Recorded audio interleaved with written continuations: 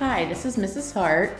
Now that you can log into commonlit.org and you've enrolled in the classroom, it's time to take the next step and actually complete the project.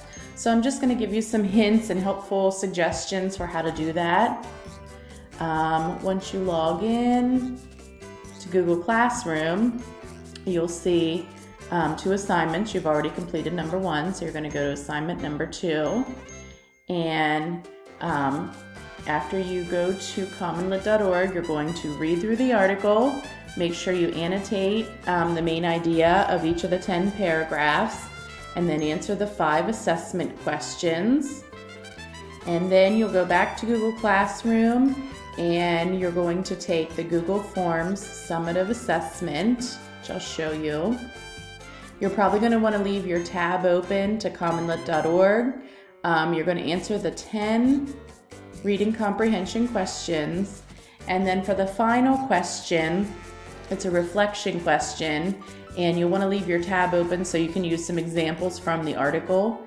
It says, why do you think that Malala Yousafzai has captured international attention?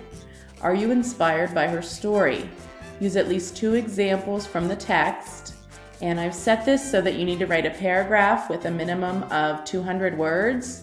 This question is worth 5 points, and make sure that you flip back to the article and use some examples from the text, and also incorporate your own thoughts and opinions on this.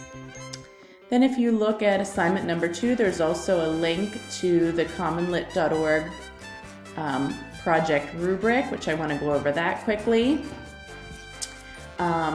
So you'll see the first section you're going to be graded on is annotation tools. It says use a combination of annotation or highlighting to identify the main idea of each paragraph. And you receive a score from 0 to 10 on that. Assessment questions on commonlit.org. Answer the assessment questions on commonlit.org with a complete sentence. And it actually gives me a printout of your answers. And you'll receive a 0 to 5 on that. The summative assessment score, which would be the Google Forms. After reading the article, complete the Google Forms summative assessment. This is the multiple choice questions, so you get a 0 to 10 on there. The reflection question, which is the last question on the Google form. Answer the reflection question at the end of the Google Forms summative assessment.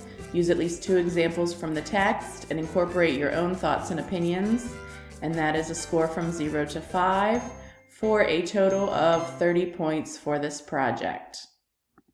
I hope this helps you understand what you need to do for the project, and thank you for watching this video, and happy reading.